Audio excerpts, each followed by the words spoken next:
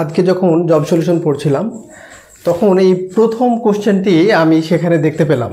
তো সেই জায়গা থেকে চিন্তা করলাম যে এই রিলেটেড যে কোশ্চেনগুলো আপনাদের সামনের দিনের যে প্রতিযোগিতামূলক পরীক্ষা আছে, সেটা হোক চাকরির পরীক্ষা অথবা অ্যাডমিশন বা যে কোনো পরীক্ষা, এই টপিক থেকে যদি কোনো প্রশ্ন আসে তাহলে আপনি খুব সহজে পেরে যাবেন।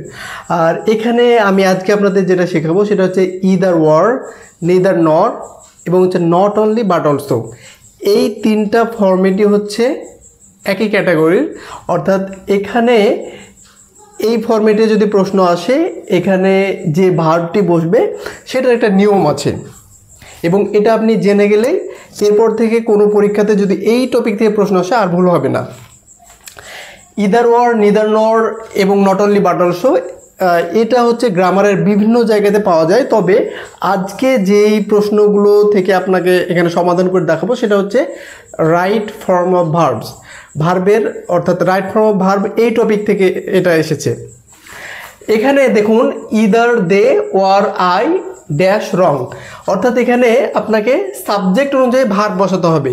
এখন এখানে দুইটা সাবজেক্ট আছে, একটা হচ্ছে দে আর আরেকটা আছে আই। এখানেও দেখুন আই এবং দে, অর্থাৎ আপনি এখন কোন সাবজেক্ট অনুযায়ী ভার্ব বসাবেন, ইদার দে আর রং নাকি either they or I am wrong.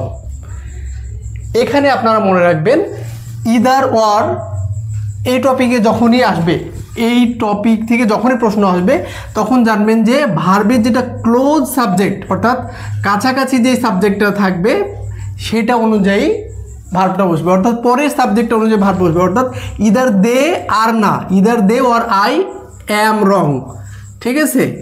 Either they or I am wrong অর্থাৎ অ্যাম বসবে। এখানে দেখি ইদার আই অর আর either I or they dash responsible.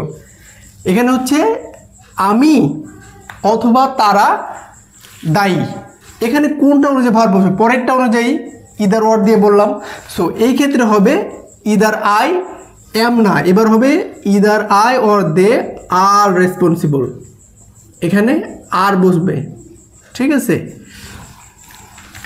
এটা আর বসবে, তাহলে পরের সাবজেক্ট অনুযায়ী আমরা ভার্ব বসালাম। ওকে, এবার পরেরটা দেখি। ইদার ওয়ার তো হয়ে গেল, আশা করি ইদার ওয়ার থেকে যদি প্রশ্ন আসে, এটা কিন্তু চাকরির পরীক্ষাতে এসেছে, তাহলে আপনি পরের সাবজেক্ট অনুযায়ী ভার্ব বসাবেন। এবার দেখি নিদার হি নর আই ড্যাশ গিলটি, সেও না, না সে, না আমি দোষী। তাহলে এখানে কি করবেন? এখানেও হচ্ছে নিদার নর দিয়েও যদি প্রশ্ন থাকে তাহলেও পরের সাবজেক্ট অনুযায়ী ভার্ব বসবে। যে কোনো চাকরির পরীক্ষায় যদি এই টপিক থেকে প্রশ্ন আসে আপনি সহজেই দেখে বুঝে যাবেন যে প্রথমে যে সাবজেক্টটি থাক, হি ইজ হবে না, এখানে পরে আই আছে, এটা অনুযায়ী এখানে অ্যাম বসবে। নিদার হি নর আই অ্যাম গিলটি, এটা বসবে।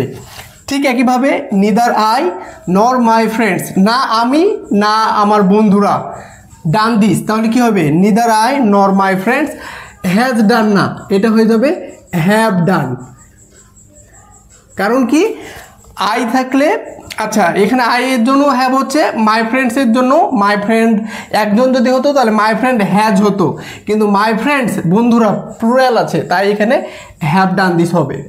কিন্তু যদি মাই ফ্রেন্ড থাকতো নিদার আই নর মাই ফ্রেন্ড তাহলে কিন্তু হ্যাজ হতো। এই সাবজেক্টটা অনুযায়ী ভার্বটা বসবে, কিন্তু এখানে যেহেতু আমরা ফ্রেন্ডস দিয়েছি তাই এটা হয়ে যাবে nor my friends have done this. আশা করি ইদার অর নিদার নর একদম ক্লিয়ার।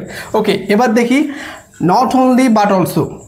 এখানে আছে not only she but also her sisters, not only but also her sisters. এখানে হচ্ছে শি এবং হচ্ছে সিস্টার, দুই জায়গাতে দুইটা সাবজেক্ট আছে, কোনটা অনুযায়ী ভার্ব বসবে এই গ্যাপে?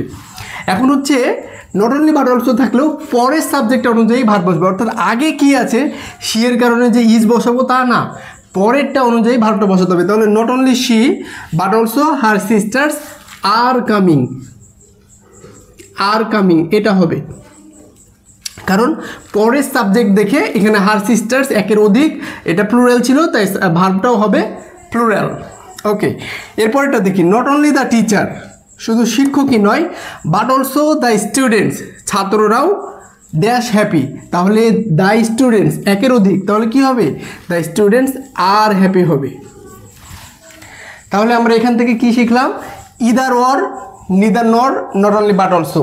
এই রিলেটেড যদি কোনো প্রশ্ন চাকরির পরীক্ষা আসে তাহলে আপনি পরের সাবজেক্ট যেটা থাকবে সেটা অনুযায়ী ভার্ব বসাবেন, তাহলে আপনার উত্তর হয়ে যাবে সঠিক। So that's all for today, see you again ইনশাল্লাহ উইথ অ্যানাদার নিউ আইটেম। এভাবেই চাকরির গুরুত্বপূর্ণ টপিকগুলো নিয়ে ছোটোখাটোভাবে ক্লাস নেব ইনশাল্লাহ। আসসালামু আলাইকুম রহমতুল্লাহ।